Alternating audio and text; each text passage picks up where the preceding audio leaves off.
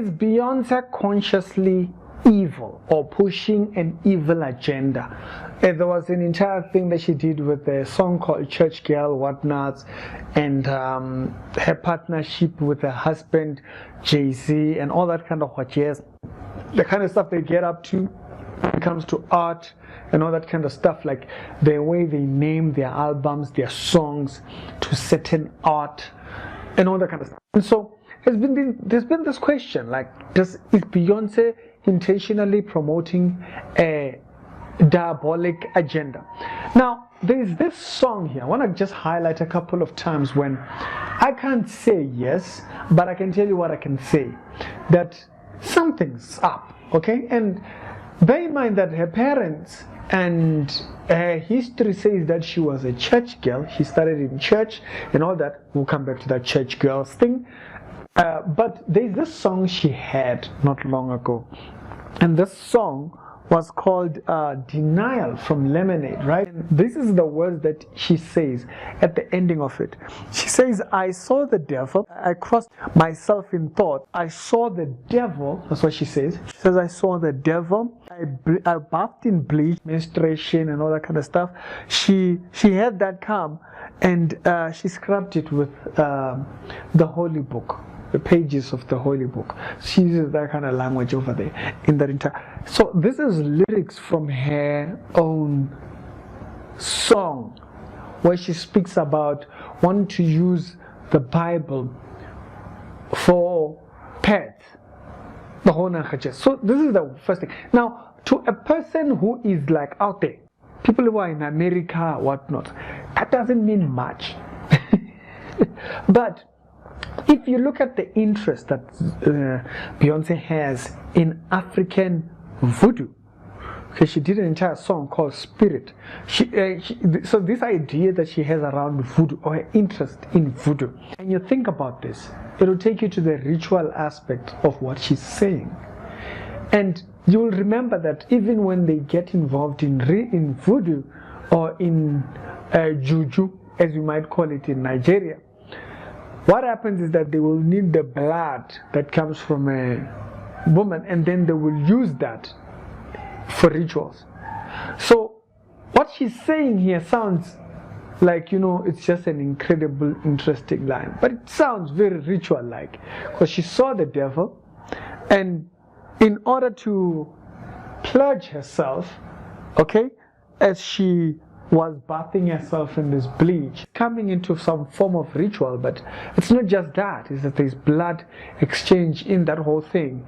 She saw the devil before doing that. Now, that's a very interesting line when you start thinking about the voodoo interest that Beyonce speaks about. Now, let's speak about that voodoo aspect.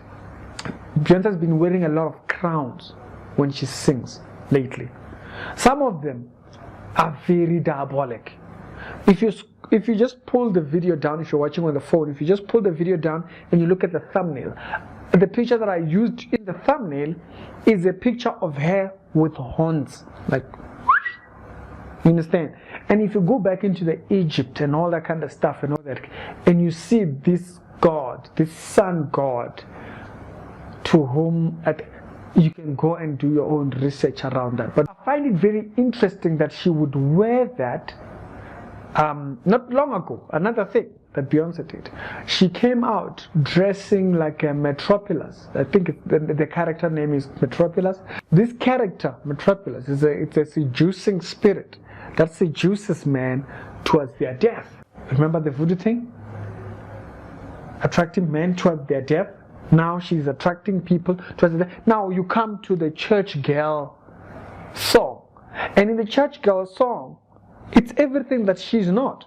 It's everything that she's not. She is committed. In a relationship, she is committed. She's married. So why is she singing about these girls who are church girls, but they are way wild? She's speaking down to their morals. Now bear in mind, the last point. Beyonce, there's a religion around her. You remember that whole beehive what she has, right?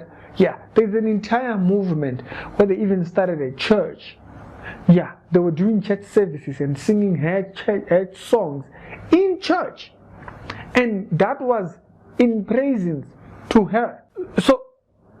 So people are already seeing her as a goddess. As a matter of fact, they refer to her as a goddess. The fact that the song Church Girl is what she is not. But she's telling you to be that. She's telling you to be a wayward girl. Be a thought. I think that's what they call it in hip hop. It's be a thought, something like that. There's a word like that. This is wayward girls go out there, slave queening and whatnot and all that kind of stuff. And so, but it's everything she is not. Agenda. This is a person with an agenda. It's kind of like your politics. She's preaching something that she herself, you understand? But then lastly, Beyonce said she's a very nervous person. Some time ago when she was talking to Oprah, she said she's a very nervous person.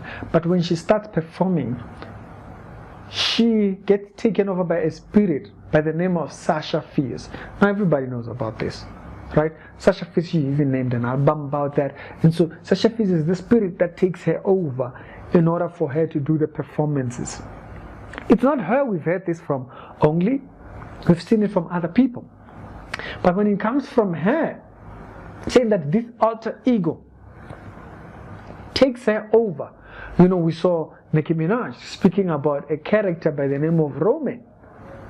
And she said Roman takes her over. You know, the whole Nankache, so Hollywood has this thing. But remember, where did they get it? Voodoo. Now, we've heard how she comes into the voodoo because she said, according to her, there's blood that she's willing to give over of the holy book. So she's willing to pledge her faith to something else. So it's very fascinating. You are hearing points that sound like somebody that is very much conscious of what she's doing. So does Beyonce have an agenda? I do not doubt that. Not a day in my life.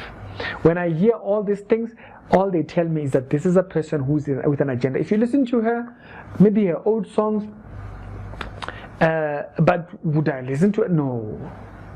Because a person like that, who preaches something that they themselves are not, you have to ask yourself, like, why did she preach the church? She took a sample from a Christian song, and she's telling church people to not have morals. And yeah, now she's committed in a relationship, but she wants you to be. You people are led by very funny people. Does she have an agenda?